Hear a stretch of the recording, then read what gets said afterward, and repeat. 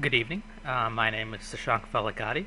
I am the technical lead for the Guildhall Senior Capstone Project, Fury of the Ancients, by our group codenamed Necromantic Studios. This here is a prototype build of our game, and I would like to demonstrate it today. Our game is a top-down hack-and-slash game with RPG elements. A full run and walk cycle is enabled for a unique skeletal mesh and animation set for our character, including idle, walk, and run animations.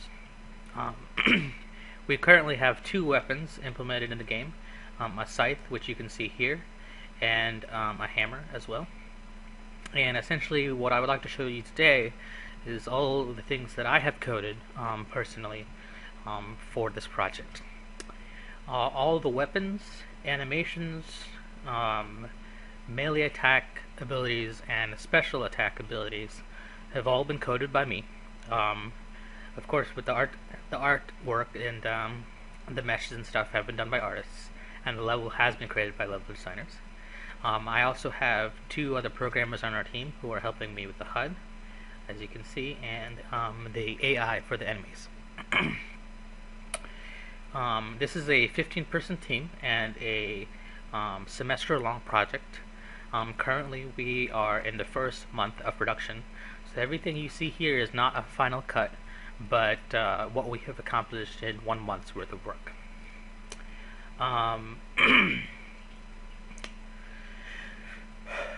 We have 2 types of weapons for our game, the scythe and the hammer right now, and each of these cause a number of things to happen in code when the player selects a melee attack.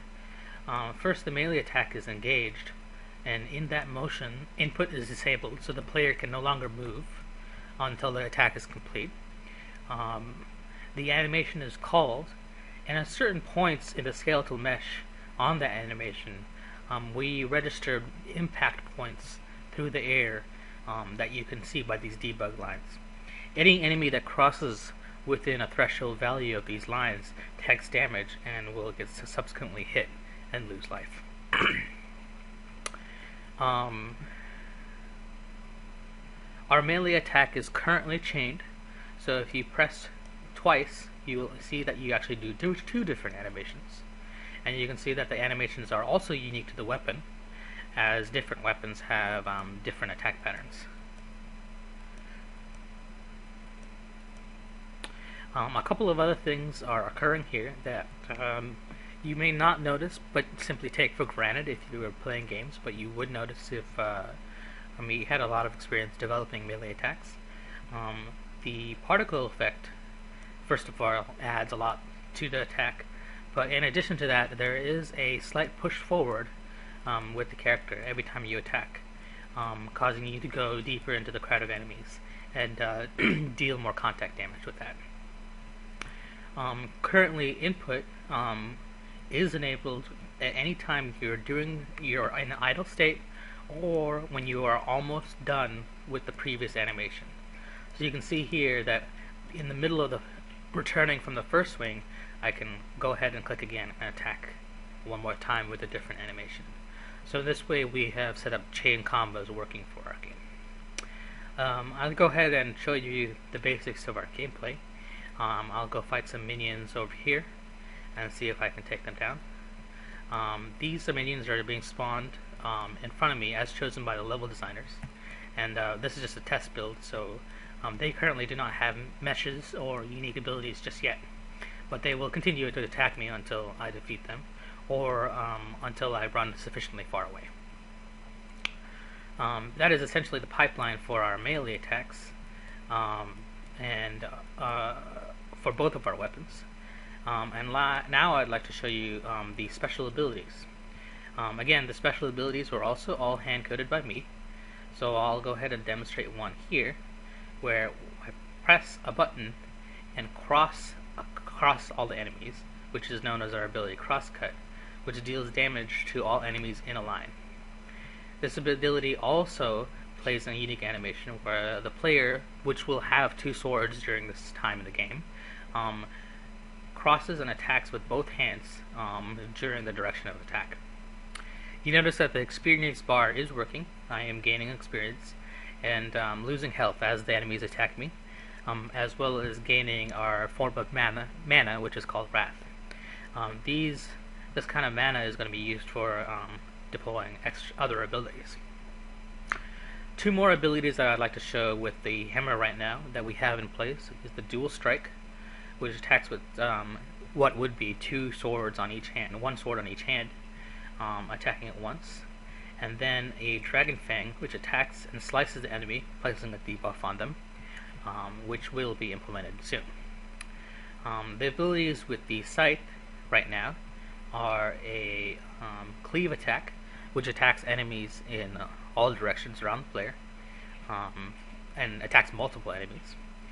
A Jump Slash animation, which is one of my favorites. The player receives a significant upward velocity following the arc of a parabola, slightly altered for our purposes, that results in a trajectory which lands the player very far forward, but it doesn't raise the player too high above the ground, so you can't jump over walls and stuff very easily, but you still get the desired effect, and damage is dealt to all enemies in the area, knocking them back. And finally, we have one more, the Decapitation ability, which also has a unique animation that decapitates all enemies in the area. And then finally, our ultimate ability, a Whirlwind attack that deals 4 sets of damages to enemies in the area with a cool twirling animation and particle effect to go with it.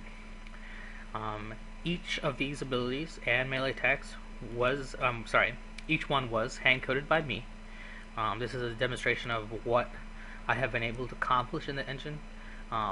Keep in mind that UDK is the development kit for Unreal Tournament.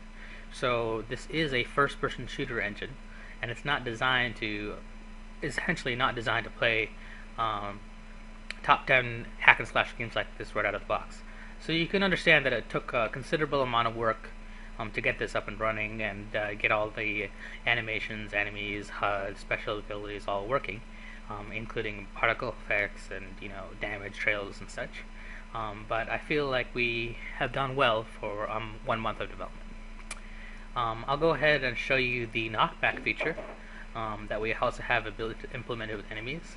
I'm going to go ahead and use my favorite attack, which is the Jump Slash. You can see the nav meshing of the AI as they try to locate me around the map. I'll go ahead and jump into the fray here, and when I do so, you'll notice that all the enemies take damage and are knocked back slightly from their point of attack away from me. And you can also see this in the melee animation, of course. And this gives the player a chance to get some space between her and the enemies, and escape from confrontations in which she may be surrounded. So these are all the abilities that we currently have implemented in the game. They'll be continued to be fine-tuned as we continue to develop for the project. The abilities are not entirely balanced in, of course, damage, but also in animation and timing.